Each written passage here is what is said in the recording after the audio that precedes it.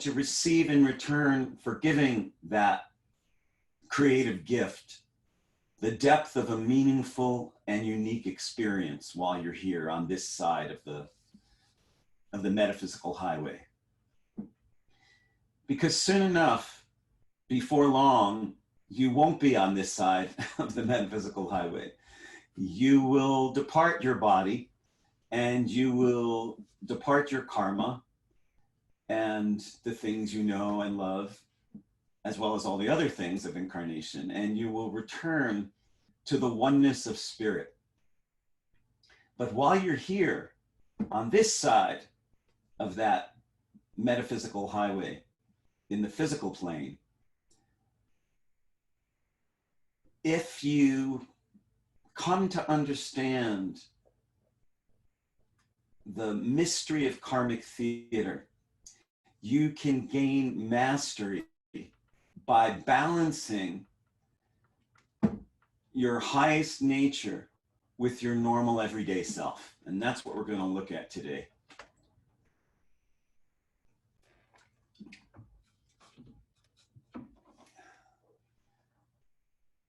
Your soul is the actress or actor, and your human nature, your personality, is the role. So just like an actress may play many, many roles, so too with your soul. Your soul has played other roles before you were playing the role of Marcella Eversole or Mark Borax. And so from the viewpoint of your soul, the Mark Borax role is just a temporary portrayal in a much longer term journey. And so in each incarnation, there is something old and something new. What's old is your soul. Your soul has been here before, probably many times. But what's new is your human nature. You've never been who you are now before, and you never will be again. The Mark Borax role is a limited run engagement in the Karmic Theater.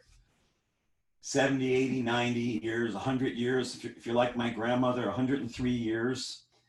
It's a limited engagement. And in that time, if you learn how to be genuine, you can pull off a convincing performance of the role of you. And that is the part of karmic theater where, unless you take your role to heart, unless you take the portrayal of Sarah or Sally and Mary and Roseanne, unless you take that to heart, you'll hold back your full presence, your full love, your full creative force. You won't dig deep down into the stuff that you're truly made of and activate that in the theater of everyday experience. But if you take that role of Mark Borax or Joe Brown or Mary Smith or whoever you are too seriously, you will succumb to the collective illusion that that's all there is, that there's no such thing as higher nature. There's no such thing as cosmic love. There's no such thing as reincarnation. And so somewhere in between, taking the role of your human nature too seriously, like most people, or not seriously enough, is a balance. Just exactly like the balance of a performer on a stage, except this is the stage of life. Shakespeare was a playwright of the Karmic Theater. He oftentimes drew our attention to the play within the play, the drama beyond the drama. All the world's a stage is a playwright of Karmic Theater. And so when an actress is on stage, performing a role. Let's say it's Katharine Hepburn playing Joan of Arc on a Broadway stage. She doesn't actually think she's Joan of Arc, because that would cross the line from artistic portrayal to insanity. She knows she's Katharine Hepburn. She doesn't think she's Joan of Arc. However, she has to deeply inhabit that role in order to pull it off, which is the only way an audience is going to get moved, is if the player really believes in their role without actually confusing themselves for their role. In other words, if Katharine Hepburn didn't care a whole lot about being Joan of Arc on stage, the audience is falling asleep, the play closes, and she gets kicked out of her role and she has to find some new job. But if she actually confused herself with actually thinking she was Joan of Arc, then when she finished the show each night, she would get into her limousine and believing she was still Joan of Arc and talking like Joan of Arc. And when she went shopping in the grocery store, she would shop like Joan of Arc. And whenever anybody talked to her, she would act like she was burned at the stake. So that doesn't work either. So somewhere in between, believing singularly in the role of your human nature, as if that's all you are, and you didn't have a soul, and you didn't have a higher nature, and you didn't have previous past lives, and you're not going to go anywhere after you die. Instead of believing that, if you can pull off a convincing portrayal where you know that you're much more than just your human nature, but that your human nature is an essential piece and the whole reason why you're here. That's how you strike an artistic balance, which means that you learn to inhabit the depth of your nature in the way that you respond to everything that happens. That means recognizing that everything that happens between birth and death is an invitation to awaken. That's all that ever happens here. There is no other category. There is not some category of things that happen here on earth that's not an invitation to awaken. Every single thing that happens to you between birth and death invites you to wake up. And in fact, some of the harsher, darker, more intense things have even more ability to awaken you often than the nicer, lighter, more harmonious, happy things. But in either case, when life becomes a series of invitations to awaken, you're stepping into your role in the Karmic Theater. And the way to do that is to realize that you have the force of giants inside you. You're a towering giant of spirit. I've seen people's auras. I've seen people's energy fields. I've looked at animals. I've looked at cats, and I've looked at human beings, and I've seen who they are on the other side. Their full scope and nature, and it's just jaw opening. My jaw drops when I see the energy being of a cat, or of a lover, or of a friend, or a musician, a performer. If you could behold the free extent of your unlimited nature, you would realize that the challenges and dilemmas that your very human nature gets involved in, as intense as they may get, as relentless as they may get, as never ending as they might seem, such as at a time of coronavirus and corrupt politics, that none of those challenges need cow you down into believing you're just this puny little nothing, because you're gigantic, you're towering. In this stage of karmic theater, when you recognize that you're a magical being having an earthly experience, you step out of the imbalance that results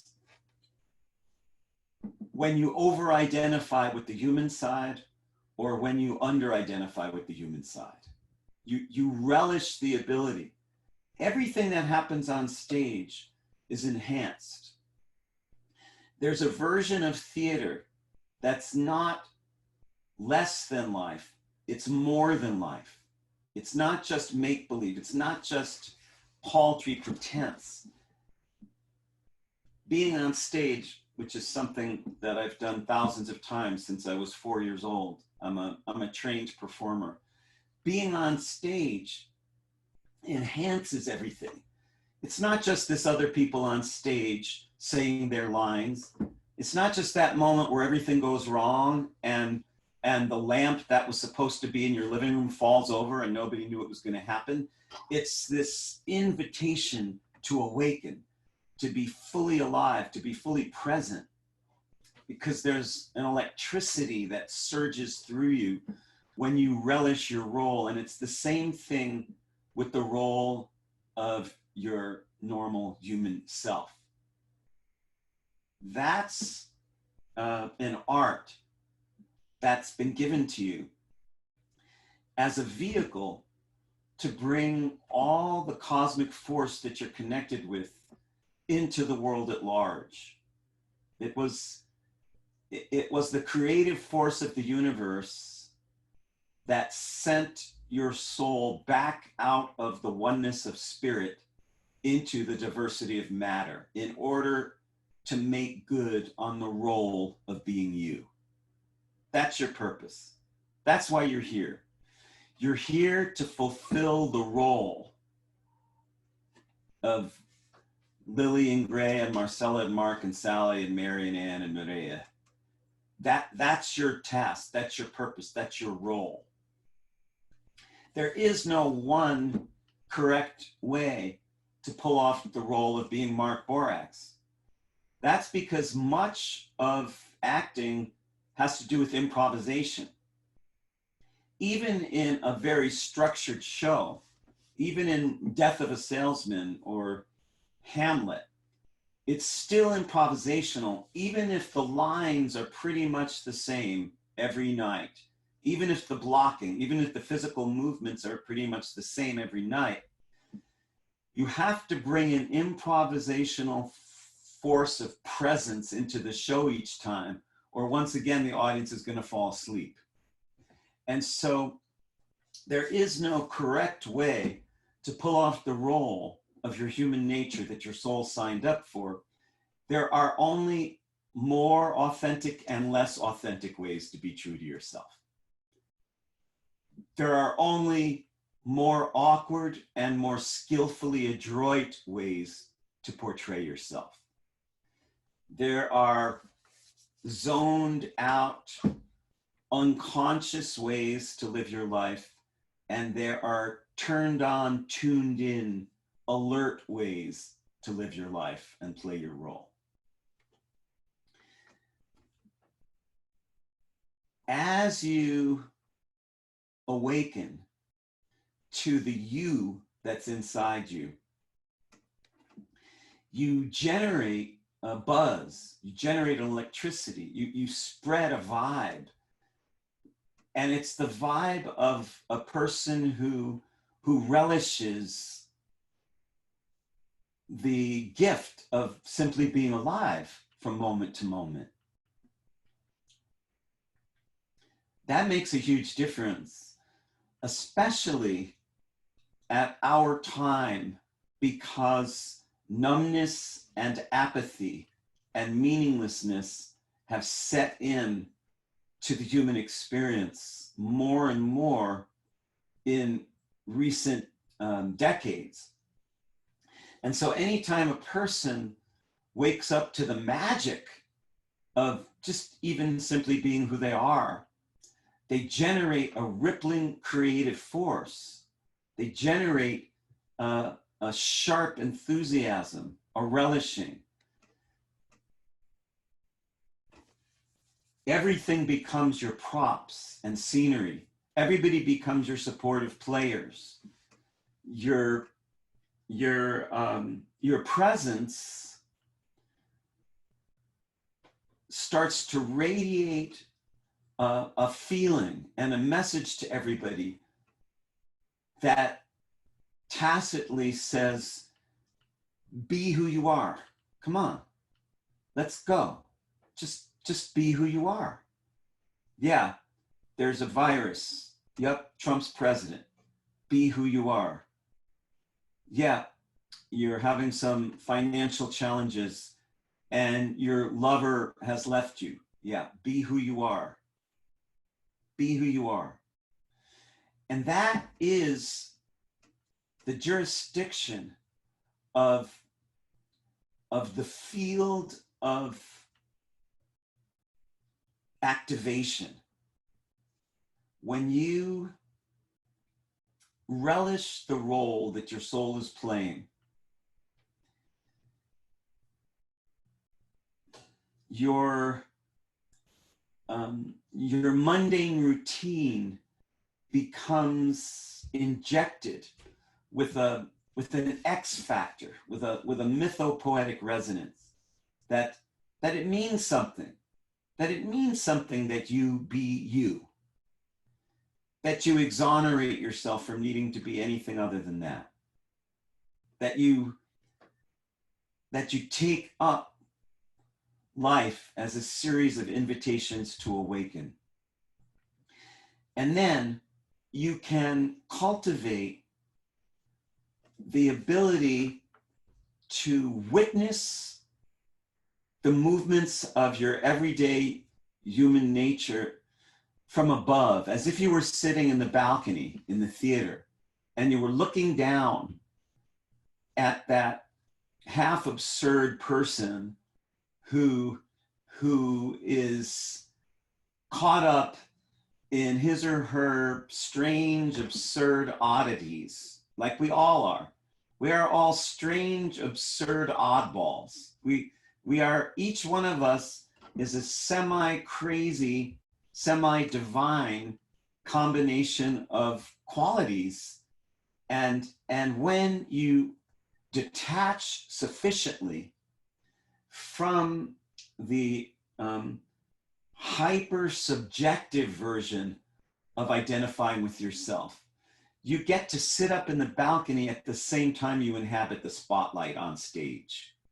That's karmic theater, where you're up there in the balcony and you're looking down and you're saying, there is that wacky guy, Mark Jeffrey Borax, sitting in his office in Putney, Vermont. What a wacko.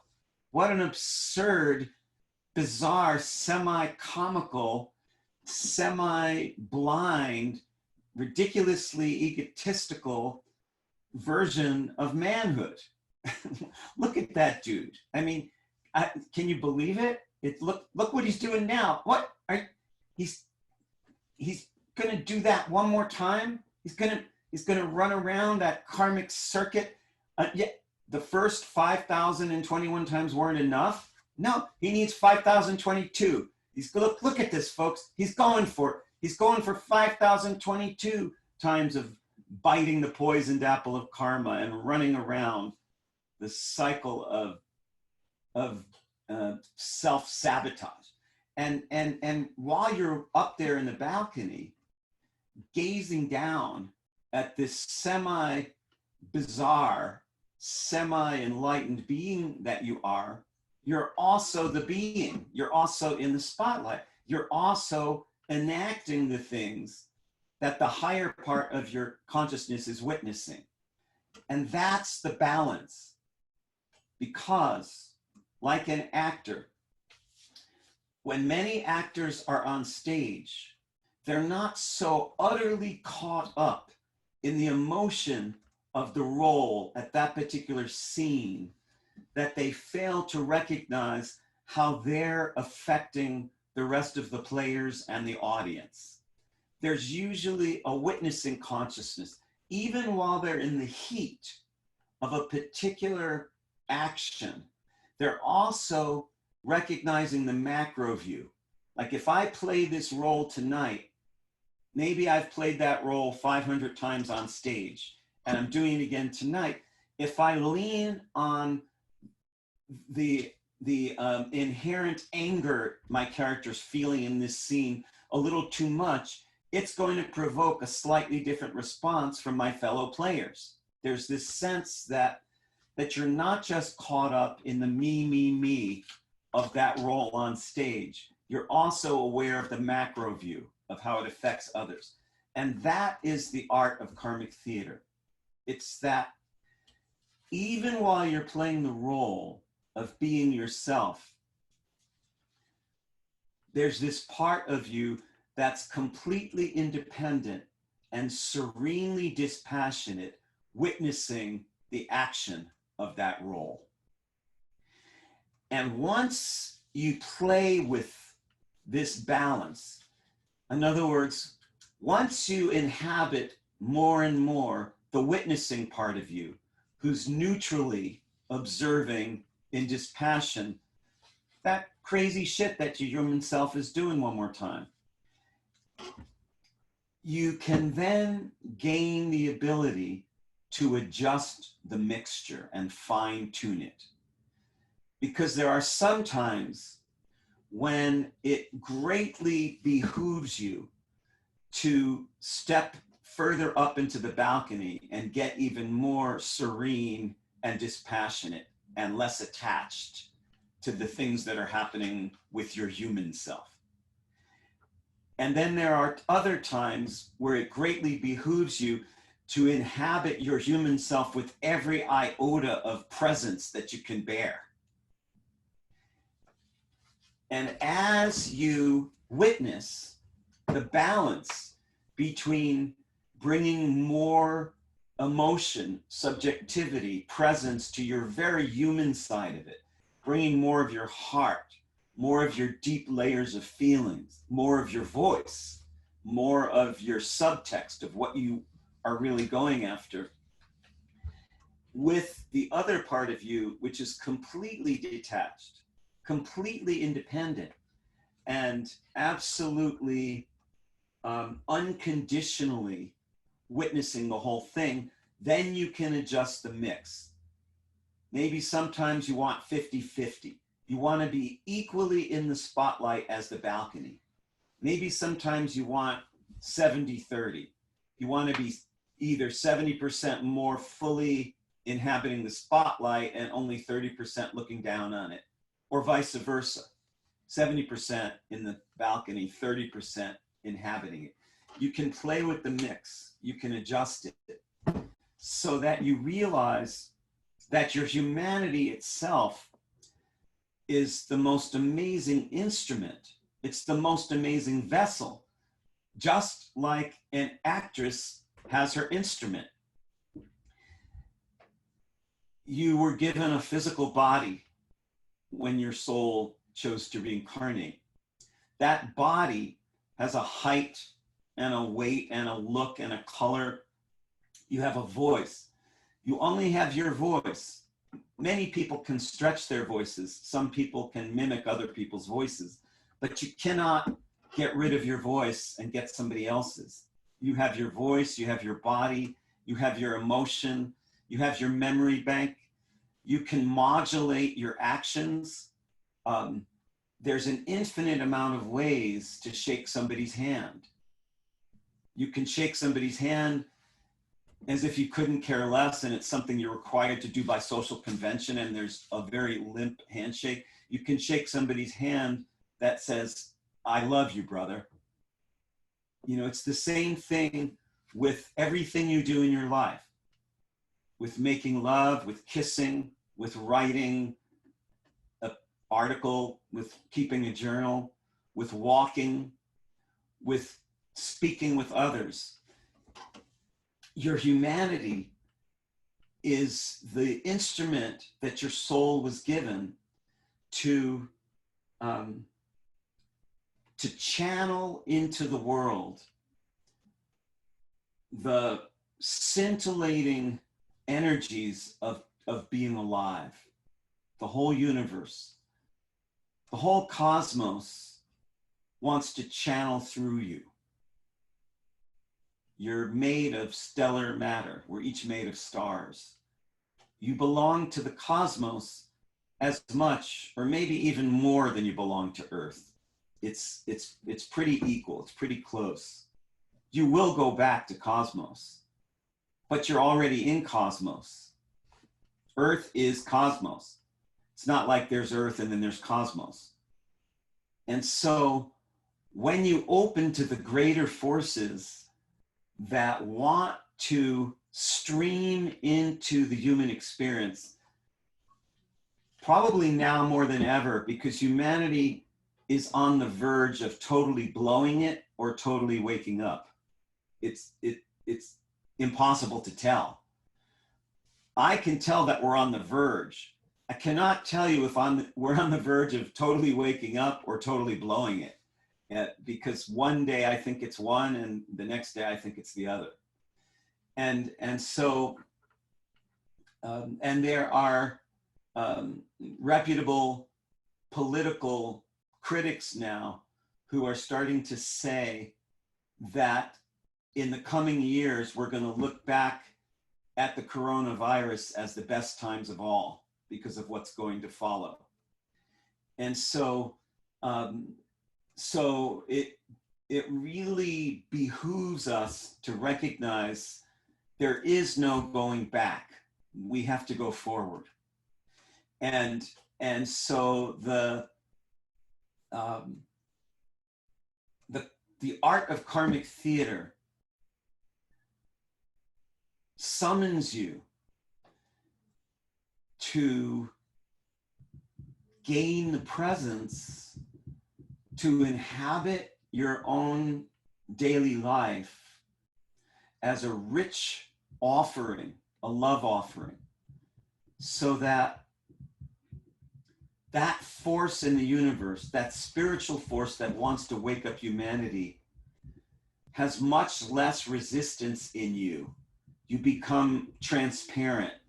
You channel the creative force of the cosmos that wants to wake humanity up by showing up in a magically real way. It's the magical realism of karmic theater. Okay, Marcella. Can I use an example? Yeah. It just feels really strong to me. This whole topic of karmic theater feels so important to be able to understand and work with in so many ways in my life that I just want to drive home how critical it can be when we're stuck in certain phases of our development to actually inhabit the karma from a place that may not be pretty or a place that is not your higher self in order to understand what it's there to teach you.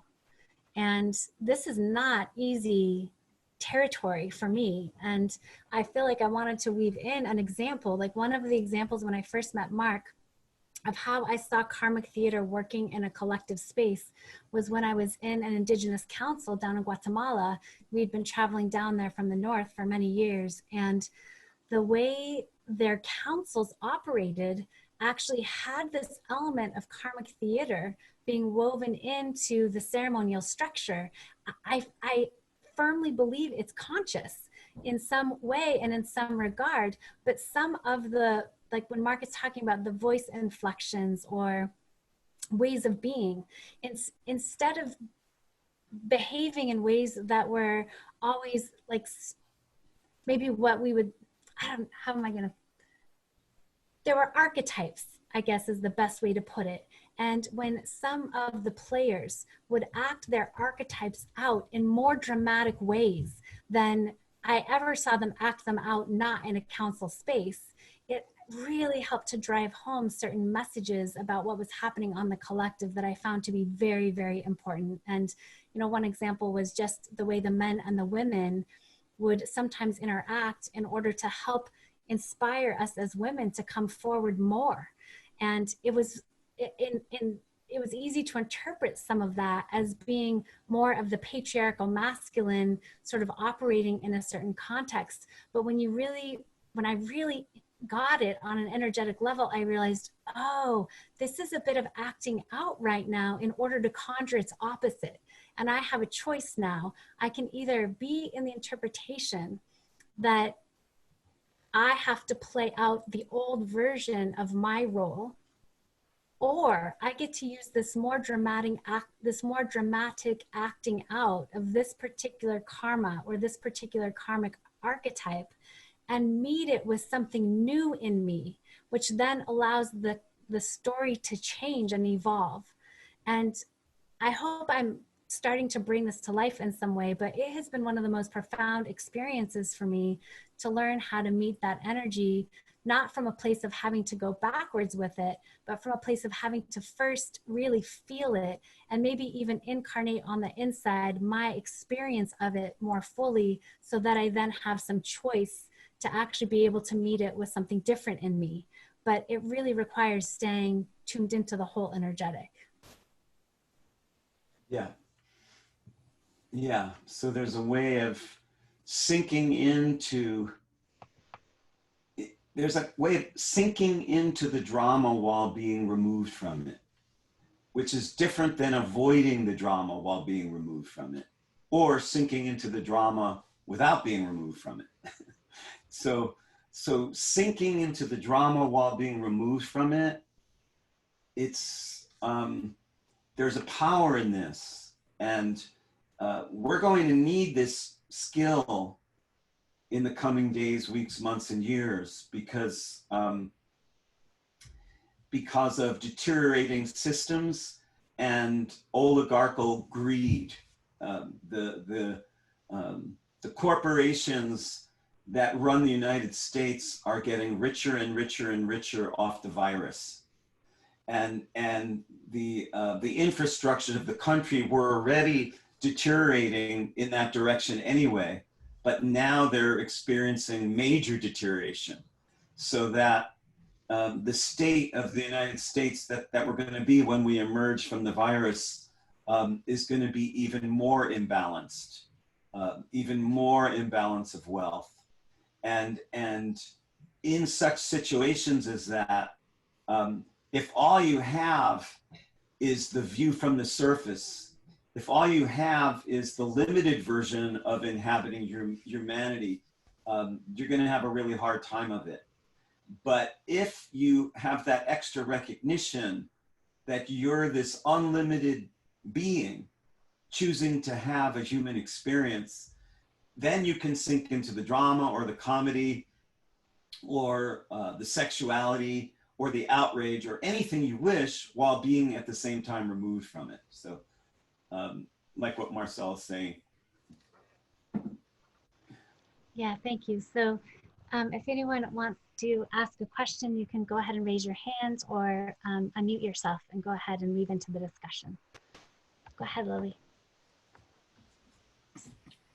Yeah, I'm thinking of this witness up in the balcony and the one in the spotlight, and there, it seems like the more we awaken, the more we inhabit the dharma rather than the karma, or we have that choice to approach life in service, you know, to our own cosmic selves and also to the collective. And that seems to me to also be what's happening in the world right now. Like there's this choice, like you're saying, is it going to completely, you know, are we going to blow it or are we going to get it together? And I'm seeing it as both right now. It's like the world is separating out into these two paths of fear and love.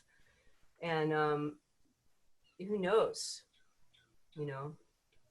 Yeah. Who knows what's going to happen? But also tagging on to what Marcelo was saying about inhabiting in a new way, I'm learning more about healing forward rather than just healing the past and looking to the past as like these wounds that I need to heal, like embodying where that healing is in my future self, you know, stepping into that new way of being. So if you could Yeah. say something about that. Yeah. Beautiful. Yeah, very beautiful. Thank you, Lily. Yeah.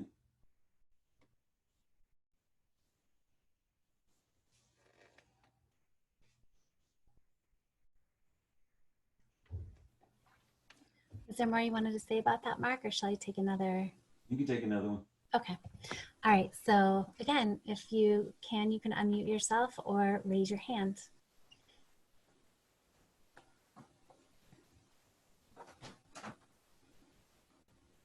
It is interesting. The whole field, like the whole general space for this topic feels like it has shifted in some way. It's like, it feels, yeah, it feels really different, doesn't it? Just even talking about it, Mark, the energy of it is really different. I think we're coming more fully into the age of Aquaria. And so this way of growth, this way of handling it, it's like, it still feels important, but it doesn't feel as real as it did even a year ago. Yeah, the karmic theater of world consciousness itself has changed severely from the last 25 years when I was addressing this topic, and we're definitely feeling the contrast now that that the world karmic theater has come out of hiding and into prevalence. That there's a there's a major exposure of the absurdity and the inequity all across the world stage right now, and so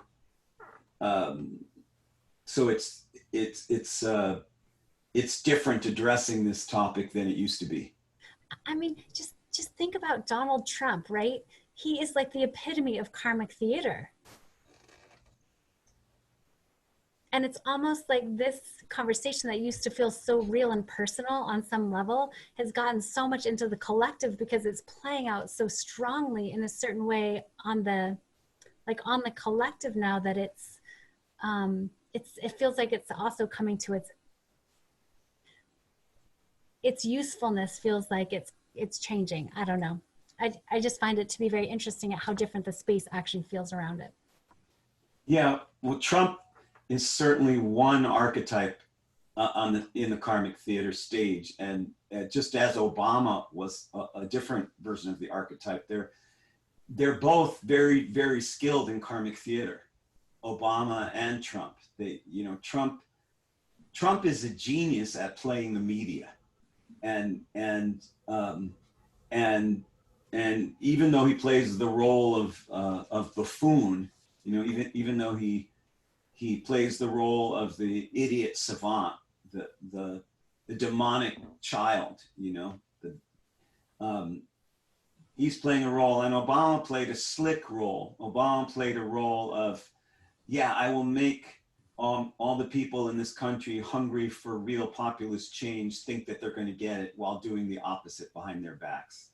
And so that too was karmic theater, just a more sedate version, a more erudite version. He had the slick presentation down. Trump is anything but slick, but they're both doing karmic theater. Yeah. Yeah, it is fascinating to just look at the collective pieces too, and to see that there's actually a collective archetype that we're all a part of during these times. And so, some of it has to do with power, and some of it has to do with, like you're raising the issues of the oligarchy, and who are we going to be in the face of that, right? We have these different ways that as a people, we've responded to times like this. And then there's the way that we may want to respond to this time that moves things forward really differently. So I just find it to be very interesting to feel the personal collective way it feels like karmic theater is playing out right now. The thing that's still the same, even though there's been recent changes, and certainly within the last 20 years that I've been talking about this. But the thing that hasn't changed is the amount of people that are still playing the great polarity game. The people that are unconsciously feeding that our side are the good guys and the other side is the bad guys. And that polarity game has threatened to destroy the world since the beginning of time. And now more than ever because of weapons of mass destruction. And so in the karmic theater, there has to be a further stage of development beyond polarization. And the thing is that major states of history, major eras of consciousness don't give way until they've played out there in full folly, in total drama. And that's what's happening. The full folly of hyperpolarization of us against them is being played out on the world stage in full folly. And that's not entirely bad news because it indicates that it might be finally ready to die. That you know, yeah. So that still remains the same. We still need to awaken to something in karmic theater beyond polarization.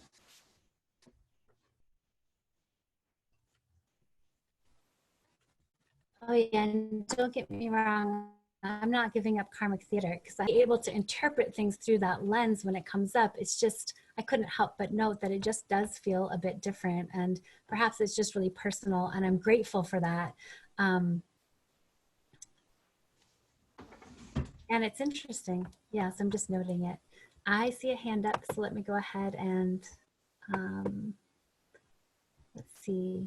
Isabel, you can now speak, and yeah, let's see. Are you there, Isabel? Yes, you hear me? Yes, Yes. we can hear you. Yes, what I want to say is that I also feel this call is feeling differently today. And I feel with this,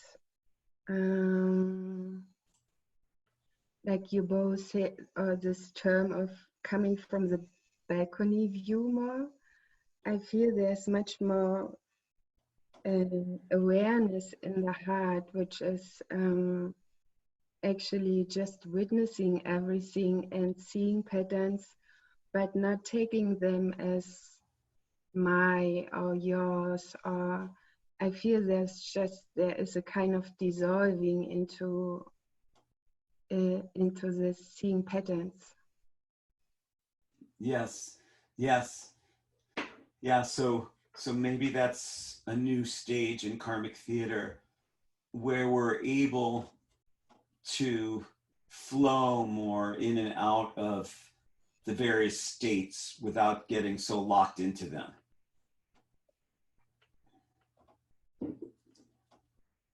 Thank you, Isabel.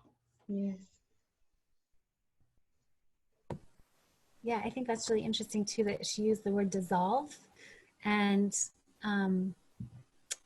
yeah, what a different energy that is versus the sort of crystallization of the energetic as a way of freeing it.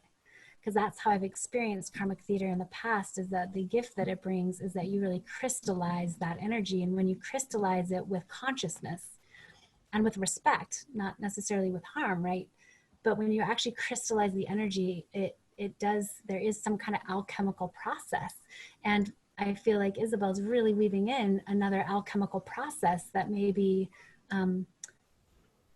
another alchemical process with how things can transmute and transform. Yes. Yeah. Yeah. And the beauty of life as karmic theater is that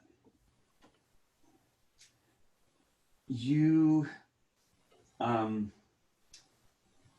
acting heightens the experience of being human, and and my own experience becomes heightened when I develop a tactile sense that I'm playing in the universe, that the universe is my theater. Beyond death, that the realm of humanity between birth and death is one side of the play, and even while you're here, you're also not here. You're also elsewhere. You're still in the realm of spirit. You're still free of the worst entanglements on the human scale. And when there's something about that is like a navigational location device. Yes, I'm human, and that's part of the compass. And the compass is multidimensional. I belong to many different realms. And when you situate yourself inside your character, when you sink into feeling your you-ness, feeling my I-ness, my me-ness, when I sink into that, inhabiting that, I also somehow contact the whole universe. The movement is I'm playing to the stars. I am being witnessed by the dead. I am dead. I am beyond death. I am limited and eternal. And that part of the universe, it's like you narrow the gap between the normal collective modern human state and everything, because the normal collective modern human state is vastly limited, vastly reduced. Magic doesn't matter. There is no magic. Love doesn't matter. The future doesn't count. You know, everything just gets reduced. Oftentimes under the boulder of financial pressure for some people. And then for the wealthy and the ultra wealthy and the mega ultra wealthy, it's not financial pressure, it's ego pressure, that there's this way to be that has nothing to do with anything in reality that they're living, totally removed. And so in either case, whether you go deep down into the poorest economic lives or the wealthiest, you get falsehood. You get not so much falsehood on the poor side as you get ultra reality without any cosmic dimension, without any magic, because there's just too much to think about all the time to worry about that stuff. But when you awaken to karmic theater, your choices become simultaneously amplified and dissolved, like Isabel was bringing in dissolution to dissolve. And it's like with sexuality. You can want sexuality. You can want sexuality deeply, profoundly, artistically, soulfully, and be simultaneously utterly free of it. You can want your humanity to come fully, vividly alive and be simultaneously free of that needing to happen. You can want to become more conscious. You can want to become enlightened.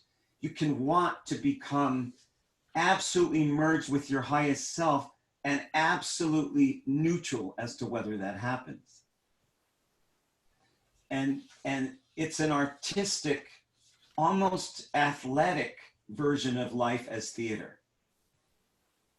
Yeah, your team might not win. Should that stop you from fulfilling every iota of your urge to play at top form? No, not at all. And so this combination of involvement with detachment, Mm. if you just amplify one of those, you miss the balance. If all you do is get detached, you don't gain balance.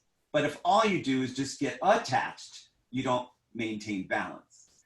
So as you amplify your need to make love, as you amplify your need to make money, as you amplify your need to become enlightened, as you amplify your need to pull off a true, magnificent performance of your own nature, you also need to amplify your detachment from each of those things.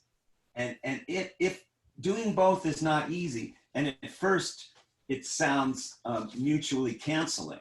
It sounds like, well, it's just way too paradoxical. But that's the role of theater, to be absolutely identified with your role while being utterly free from it. It's like a racing car driver. It would be easy to think that a guy or a woman who's driving at 190 miles an hour is going to be kind of tense, but it's actually the opposite. They have to be totally, utterly relaxed, because any tension could change their split-second reaction. If it takes like 1/1000th of a second to hit the brakes, if you're tense, it might take twice as long and you could die. And so in that racing car, you got to be like a Zen master, totally, totally relaxed. You're doing 190 miles an hour. Who could be relaxed there? But it's the same thing that's happening with human life right now. We're going at 190 miles an hour right now.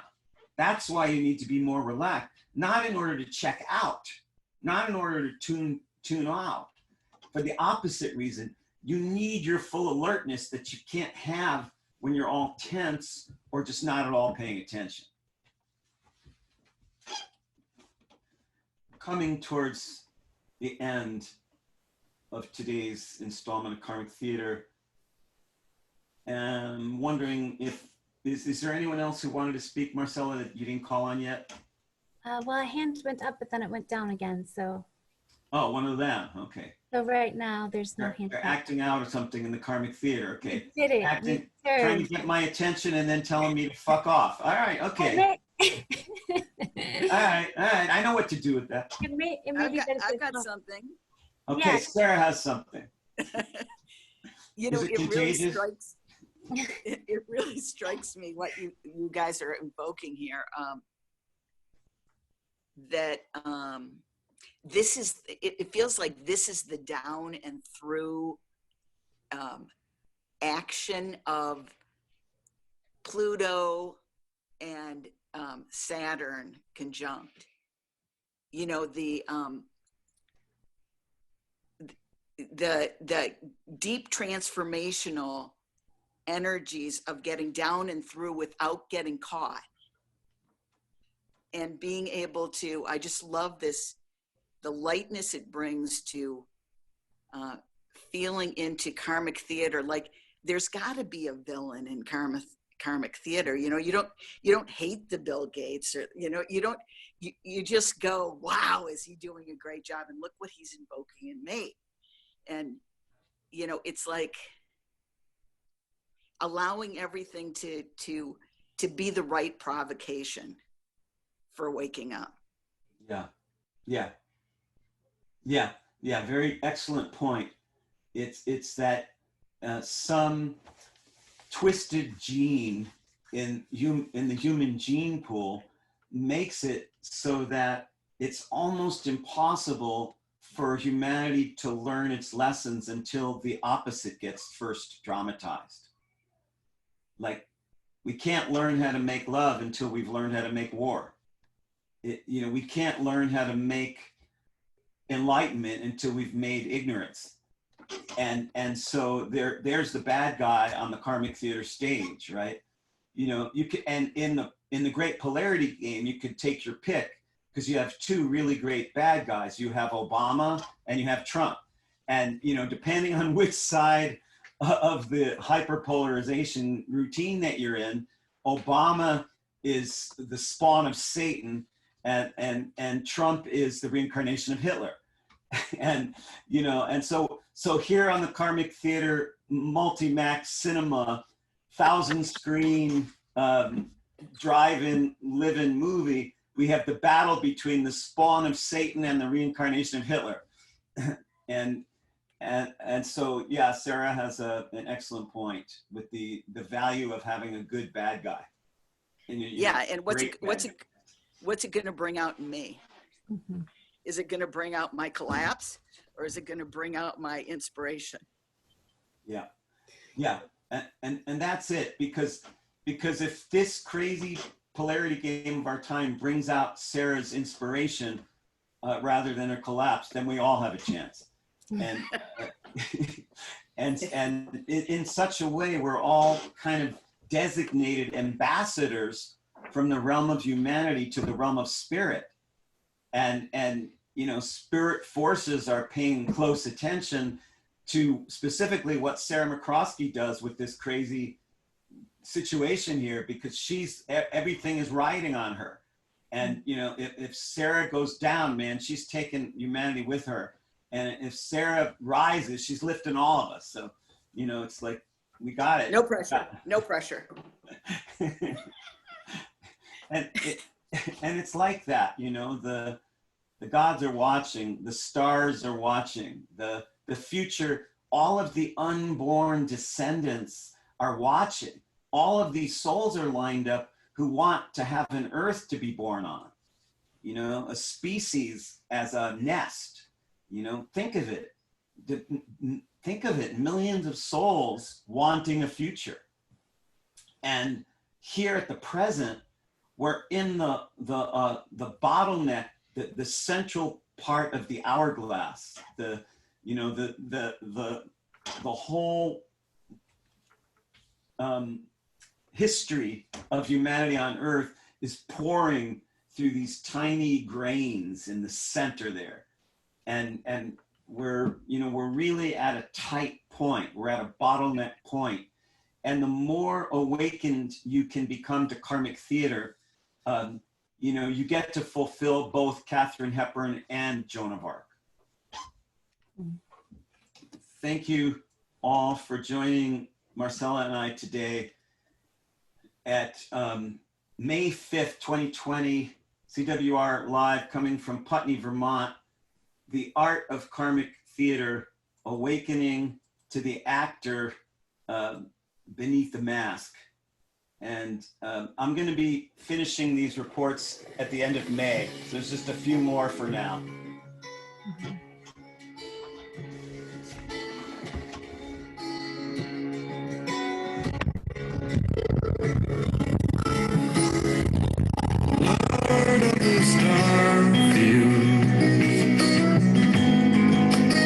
Ancient of days, universe maker, here's a song in your praise.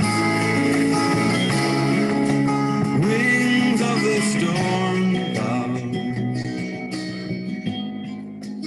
beginning and end. You make my heart beat like a banner in the wind. Oh, love that fires the sun, keep me burning.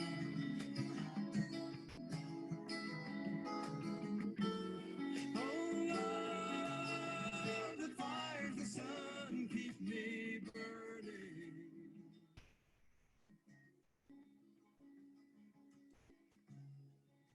Thank you, everybody.